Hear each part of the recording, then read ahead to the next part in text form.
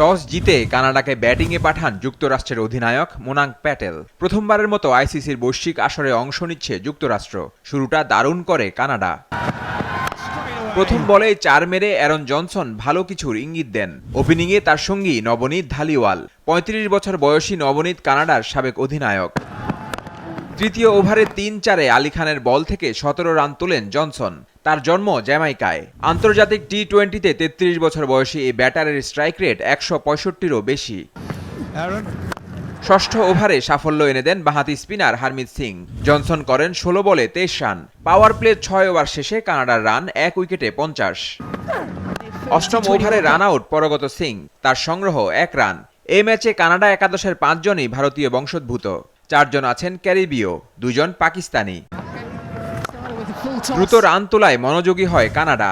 ১০ over শেষে কানাডার সংগ্রহ ২ উইকেটে ৮৫ রান। এবারের বিশ্বকাপের প্রথম অর্ধশতক করেন ধালিওয়াল। এরপর সাফল্য এনে দেন কোরি অ্যান্ডারসন।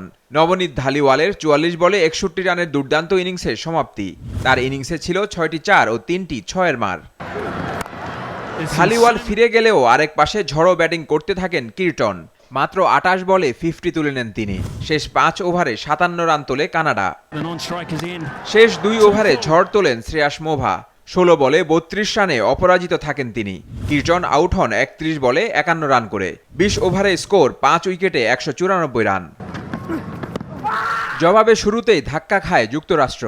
ইনিংসের দ্বিতীয় বলে স্টিভেন টেইলরকে ফিরিয়ে দেন পাকিস্তানি বংশোদ্ভূত কালিম সানা। ০ রানে প্যাভিলিয়নে ফেরেন টেইলর, যিনি আগে ছিলেন অধিনায়ক। তৃতীয় ওভারে আসে ১৪ রান। অধিনায়ক মোনাঙ্ক প্যাটেল ও আন্দ্রিয়াস গুস খেলেন দেখে শুনে। পাওয়ার প্লে ৬ ওভারে ওঠে ১ উইকেটে ৪১ রান। তবে পরের ওভারেই পড়ে আরও একটি উইকেট। মোনাঙ্ক প্যাটেল করেন ১৬ বলে ১৬ রান। নবম ওভারে ১৯ ও দশম ওভারে ১৪ রান নিয়ে ম্যাচে ফেরে যুক্তরাষ্ট্র। ১০ ওভার শেষে স্কোর ২ উইকেটে ৮১ রান। ৬০ বলে দরকার ১১৪ রান। দুর্দান্ত খেলতে থাকে স্বাগতিকরা। অ্যারন জোন্স ২২ বলে 50 করেন। আন্দ্রেয়াস গুস তার 50 তুলতে খেলেন ৩৯ বল। ৪২ বলে দরকার ৬৯ রান। হাতে ৮ উইকেট। কিছুক্ষণের মধ্যেই ম্যাচ নিজেদের হাতে নিয়ে নেয় যুক্তরাষ্ট্র। ১৪তম ওভার থেকেই ৩৩ রান তোলে দলটি।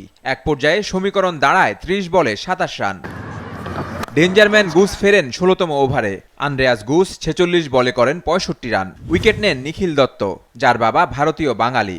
অতিমানবীয় ইনিংস খেলেন অ্যারন জোন্স। অ্যারন জোন্স ৪০ বলে ৯৪ রানে অপরাজিত থাকেন। ১৪ বল বাকি থাকতে ৭ উইকেটের জয় তুলে নেয় যুক্তরাষ্ট্র। যুক্তরাষ্ট্রের পরের ম্যাচ পাকিস্তানের বিপক্ষে আগামী ৬ জুন বৃহস্পতিবার। ম্যাচটি হবে বাংলাদেশ সময় রাত ৯:৩০টায় যুক্তরাষ্ট্রের ডালাস স্টেডিয়ামে। আর কানাডার পরের ম্যাচ আয়ারল্যান্ডের বিপক্ষে আগামী ৭ জুন শুক্রবার। এই ম্যাচটি হবে বাংলাদেশ সময় রাত ৮:৩০টায়। ভেন্যু যুক্তরাষ্ট্রের নিউ ইয়র্ক স্টেডিয়াম।